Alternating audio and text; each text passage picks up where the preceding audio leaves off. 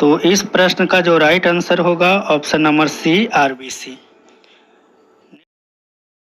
Next प्रश्न संख्या 2 देखते हैं। 2 में कहा गया है हीमोग्लोबिन की कमी से कौन सा रोग होता है। तो हीमोग्लोबिन की कमी से जो होता है एनीमिया नामक रोग होता है। Option number C. पीत रस कहाँ से स्रावित होता है। ए ऑप्शन है यकृत, बी ऑप्शन है मुख्य गुहा, सी ऑप्शन है अमाशय, डी ऑप्शन है छोटी आंत। तो इस प्रश्न का जो राइट आंसर होगा ऑप्शन नंबर ए यकृत। स्वपोषी पोषण के लिए आवश्यक क्या है। ए ऑप्शन है क्लोरोफिल, बी ऑप्शन है कार्बन डाइऑक्साइड तथा जल, सी ऑप्शन है सूर्य का प्रकाश और डी ऑप्शन है इनमें से सभी। तो स्वपोषी पोषण के लिए जो आवश्यक होता है क्लोरोफिल भी आवश्यक है, कार्बन डाइऑक्साइड भी जरूरी है, सूर्य का प्रकाश भी जरूरी है। इसलिए इस प्रश्न का राइट आंसर होता है ऑप्शन नंबर डी। नेक्स्ट प्रश्न संख्या 5 देखते हैं। 5 में कहा गया कि मानव हृदय में कितने चैम्बर होते हैं। यदि मानव हृदय में चैम्बर की संख्या पूछा जाए तो इस प्रश्न का जो राइट आंसर होगा ऑप्शन नंबर बी 4 चैम्बर होता है। और यदि मछली की बात किया जाए तो मछली में जो होता है 2 होता है। मछली में चैम्बरों की संख्या जो होता है मछली में 2 चैम्बर होते हैं। आइए प्रश्न संख्या 6 देखते हैं। 6 में कहा गया शरीर के रक्तचाप को नियंत्रित कौन करता है। तो शरीर के रक्तचाप को नियंत्रित करने में जो योगदान रखता है वो है सोडियम। इस कारण से इस प्रश्न का राइट आंसर होता है ऑप्शन नंबर बी। प्रश्न संख्या 7 देखते हैं। 7 में कहा गया कि मनुष्य के शरीर में कितना % जल पाया जाता है। तो मनुष्य के शरीर में जो पाया जाता है जल की मात्रा जो होती है 65%। तो option number C right answer है। प्रश्न संख्या 8 देखते हैं। 8 में कहा गया कि अमीबा अपना भोजन कैसे पकड़ता है। तो अमीबा जो है अपना भोजन पकड़ने का काम करता है कुटपाद के द्वारा। तो option number C right answer है। 9 मछली का श्वसन अंग क्या है। तो मछली का श्वसन अंग ए ऑप्शन कहता है ट्रेकिया, बी ऑप्शन कहता है गिल्स, सी ऑप्शन कहता है त्वचा और डी ऑप्शन कहता है फेफड़ा। तो इस प्रश्न का जो राइट आंसर होगा option number B right answer है। त्वचा के द्वारा जो है श्वसन अंग करता है ये आपका मेढक है, फेफड़ा के द्वारा मनुष्य हो गया और ट्रेकिया के द्वारा कीट करता है। आइए प्रश्न संख्या 10 देखते हैं। 10 में कहा गया पौधों में गैसों का आदान प्रदान किसके द्वारा होता है। तो पौधों में जो गैस का आदान प्रदान हो जो होता है ये रंध्र के द्वारा होता है। तो ऑप्शन नंबर जो है ए राइट आंसर है। प्रश्न संख्या 11 देखते हैं। 11 में कहा गया प्रकाश संश्लेषण की क्रिया किस में होती है। ए ऑप्शन है कवक में, बी ऑप्शन है जंतुओं में, सी ऑप्शन है परजीवी में, डी ऑप्शन है हरे पेड़ पौधा में। तो इस प्रश्न का जो राइट आंसर है ऑप्शन नंबर डी हरे पेड़ पौधा में। प्रश्न संख्या 12 देखते हैं। 12 में कहा गया है भोजन का पाचन कहाँ से प्रारंभ होता है। तो भोजन का जो पाचन प्रारंभ होता है तो ए ऑप्शन कहा गया आहार नाल, बी ऑप्शन मुख गुहा, सी ऑप्शन छोटी आंत, डी ऑप्शन अमाशय। तो इस प्रश्न का जो राइट आंसर होगा ऑप्शन नंबर बी मुख गुहा से। मुख गुहा से भोजन का पाचन प्रारंभ होता है। आइए प्रश्न संख्या 13 देखते हैं। 13 में कहा गया है फेफड़ा को और किस नाम से जाना जाता है। तो फेफड़ा को जो है फुसफुस के नाम से भी जाना जाता है, पल्मोनरी के नाम से भी जाना जाता है। इस कारण से इस प्रश्न का राइट आंसर होगा option number C right answer है। नेक्स्ट प्रश्न संख्या 14। 14 में कहा गया निःश्वसन के रूप में ऑक्सीजन कितना % छोड़ते हैं। निःश्वसन कहने का मतलब जो हम लोग ऑक्सीजन ग्रहण करके जो छोड़ने का काम करते हैं उसी में कहा रहा है कि निःश्वसन के रूप में ऑक्सीजन कितना % छोड़ते हैं। तो ऑक्सीजन ग्रहण करने का काम जो है हम लोग 21% करते हैं, लेकिन छोड़ने का काम जो हम लोग करते हैं 17%। प्रश्न संख्या 15 मानव का श्वसन अंग क्या है। तो मानव का जो श्वसन अंग है ये फेफड़ा होता है। तो option number B right answer है।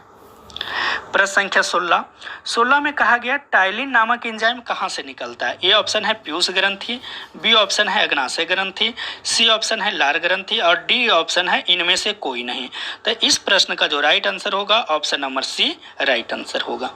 आइए प्रश्न संख्या 17 में कहा गया कि पक्वाशय किस अंग का एक भाग है। तो पक्वाशय जो है ए ऑप्शन कहता है यकृत, बी छोटी आंत, सी जो है बड़ी आंत और डी कहता है अमाशय। तो पक्वाशय जो है एक छोटी आंत का ही एक भाग है, क्योंकि पक्वाशय छोटी आंत का जो होता है 3 भाग होता है, जिसमें से एक भाग जो है आपका पक्वाशय भी होता है। आइए प्रश्न संख्या अगला देखते हैं 18 नंबर। पीत का निर्माण कहाँ होता है?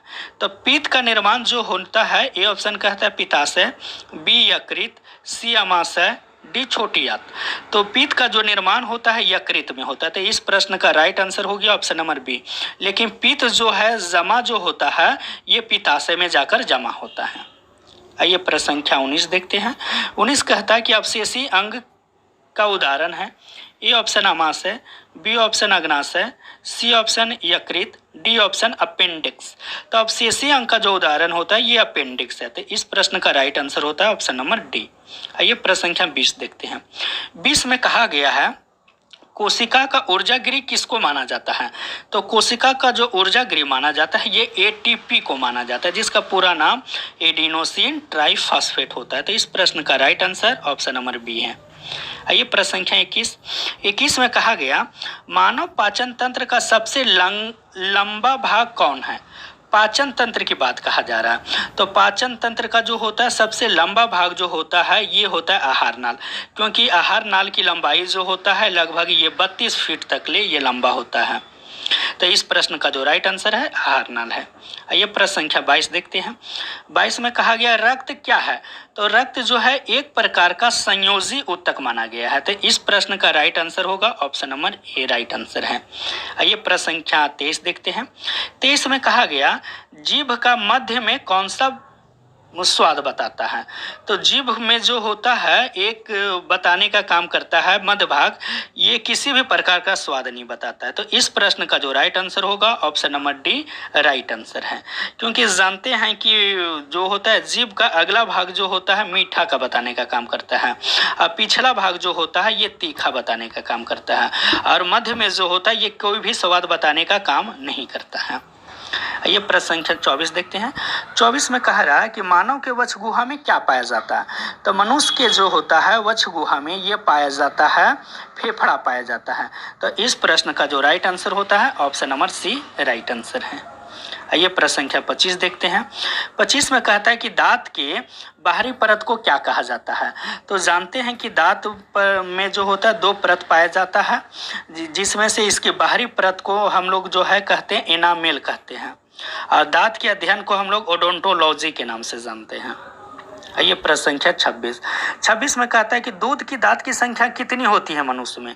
तो मनुष्य में जो होती है दूध की दांत की जो संख्या होती है ये इसकी संख्या होती है 20 होती है। तो इस प्रश्न का right answer option number B right answer है। आइए प्रश्न संख्या आगे देखते हैं 27 नंबर। 27 में कहा गया कि मानव में कितने प्रकार के दांत पाए जाते हैं? तो मनुष्य में जो होता है ये 4 प्रकार की दांत पाई जाती है। तो इस प्रश्न का right answer option number B. Next प्रश्न प्रश्न संख्या 28 है। मनुष्य की शरीर की सबसे बड़ी ग्रंथि कौन है? तो मनुष्य की सबसे बड़ी ग्रंथि की बात कहा जाए तो मनुष्य की सबसे बड़ी ग्रंथि जो होता है वो अकृत होता है। तो इस ऑप्शन का जो है ए ऑप्शन सही है। 29 प्रश्न कहता है कि चालनी नलिकाएं पाई जाती है कहाँ? तो चालनी जो नलिकाएं पाई जाती है ये फ्लोएम में पाया जाता है। तो इस प्रश्न का जो राइट आंसर होता है option number B right answer है। नेक्स्ट प्रश्न प्रश्न संख्या 30 में कहा गया सर्वदाता रक्त समूह कौन है? तो सर्वदाता रक्त समूह जो है हम लोग ओ को मानते हैं, और ए जो होता है इसको हम लोग सर्वग्राही के नाम से जानते हैं। सर्वदाता रक्त समूह ओ होता है और सर्वग्राही रक्त समूह जो होता है ए होता है।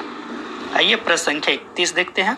31 में कहा गया हीमोग्लोबिन की कमी से कौन सा बीमारी होता है? तो हीमोग्लोबिन की कमी से जो होता है ये एनीमिया नामक बीमारी होती है। तो इस प्रश्न का जो राइट आंसर होता है ऑप्शन नंबर ए राइट है।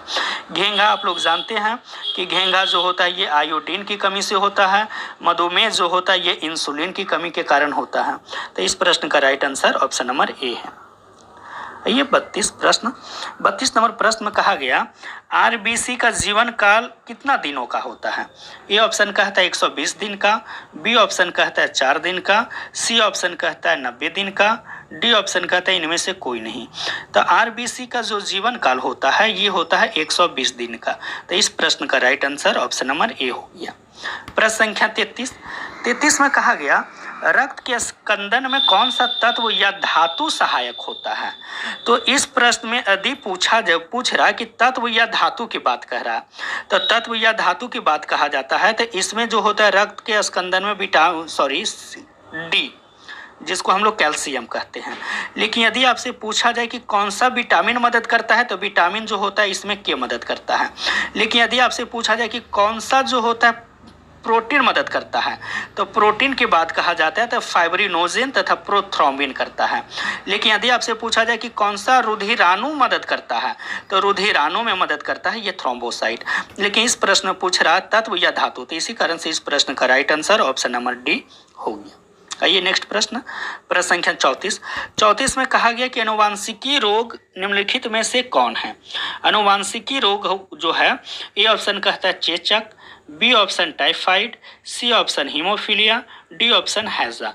तो अनुवांशिकी जो रोग है ये हीमोफीलिया होता है। तो इस प्रश्न का right answer option number C right है। आइए नेक्स्ट प्रश्न संख्या 35 देखते हैं। 35 में देखते हैं, कह रहा है कि रक्त समूह का खोज किसने किया? तो हम लोग जानते हैं कि रक्त समूह जो होता है मुख्य रूप से 4 प्रकार की होता है, जिसमें से रक्त समूह का खोज के बारे में कह रहा है।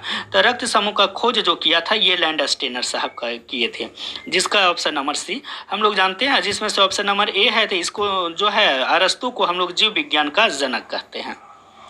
आइए नेक्स्ट प्रश्न संख्या 36 में कह रहा है निःश्वसन में कार्बन डाइऑक्साइड कितना % लिया जाता है? तो निःश्वसन जो हम लोग श्वास के रूप में ग्रहण करते हैं उसी को निःश्वसन कहा जाता है। तो वायुमंडल में जितना % कार्बन डाइऑक्साइड होता है उतना ही हम लोग ग्रहण करने का काम करते हैं, जिसमें से ए ऑप्शन कहता है 4.6%, बी ऑप्शन कहता है 0.03%, सी ऑप्शन कहता है 17% और डी ऑप्शन कहता है 1%। तो इस प्रश्न का जो राइट आंसर होगा ऑप्शन नंबर बी 0.03%। 37 नंबर कह रहा है कि रक्तचाप मापने वाले यंत्र को क्या कहते हैं? A option ammeter, B option voltmeter, C option sphygmomanometer, D option barometer. तो इस प्रश्न का जो राइट आंसर होता है ऑप्शन नंबर सी स्फिग्नोमैनोमीटर से हम लोग रक्तचाप नापने का काम करते हैं। आइए प्रश्न संख्या 38 में कह रहा है कि हृदय किस झिल्ली से ढका होता है?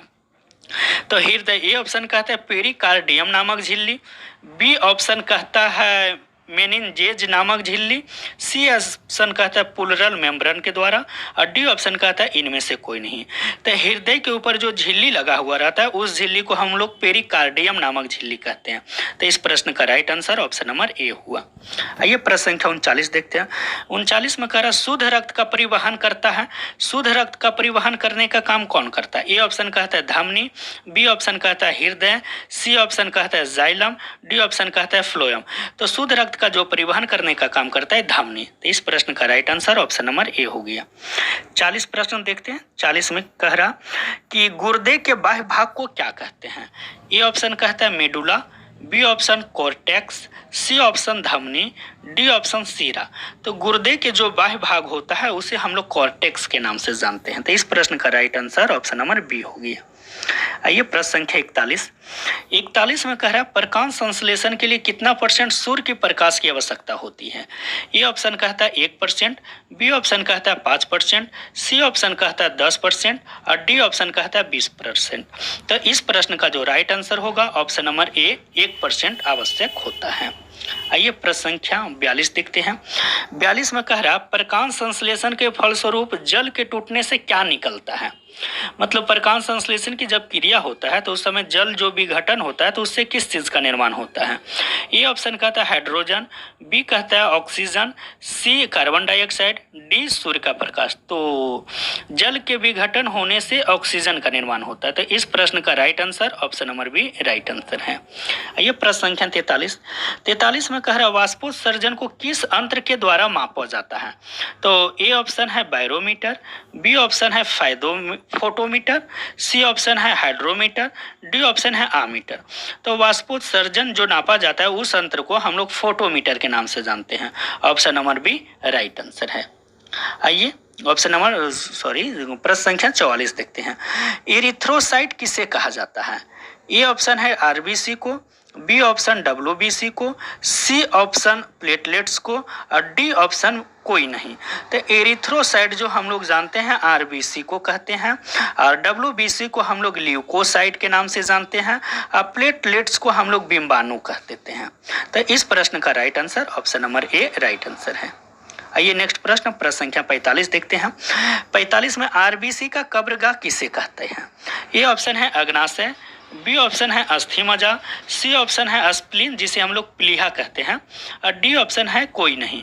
तो RBC का जो कब्रगाह होता है उसे को हम लोग स्प्लीन कहते हैं, जिसको हम लोग प्लीहा कहते हैं, हिंदी में उसको हम लोग प्लीहा के नाम से जानते हैं। लेकिन यदि आपसे पूछा जाता कि RBC का निर्माण कहाँ होता है, तो निर्माण जो होता है ये अस्थि मज्जा में होता है। आइए प्रश्न संख्या हम लोग 46 देखते हैं। 46 में कह रहा है कि शरीर में ऑक्सीजन तथा CO2 का परिवहन का मुख्य कार्य कौन करता है? ए ऑप्शन है RBC, बी ऑप्शन है WBC, सी ऑप्शन है प्लेटलेट्स और डी ऑप्शन है कोई नहीं। तो शरीर में ऑक्सीजन तथा CO2 का परिवहन करने का मुख्य कार्य जो करता है ये RBC करता है। Option number A right answer है। आइए प्रश्न संख्या 47 देखते हैं। 47 में है निम्नलिखित में से अनैच्छिक क्रिया का उदाहरण कौन है? अनैच्छिक क्रिया हम लोग वैसी क्रिया को कहते हैं जिस पर जो होता है मनुष्य का कोई नियंत्रण नहीं होता है। ए ऑप्शन है दौड़ना, बी ऑप्शन है टहलना, सी ऑप्शन है छींकना, डी ऑप्शन है उछलना। तो अनैच्छिक क्रिया के अंतर्गत हम लोग सी ऑप्शन को रखते हैं जो है छींकना।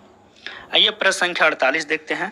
48 में कहा गया है स्वस्थ मनुष्य का रक्त दाब कितना होता है? तो स्वस्थ मनुष्य का रक्त दाब जो होता है, ये ऑप्शन कहता है 120/80 mm, बी ऑप्शन कहता है 80/120 mm, सी ऑप्शन कहता है 90/110 mm और डी ऑप्शन कहता है कोई नहीं।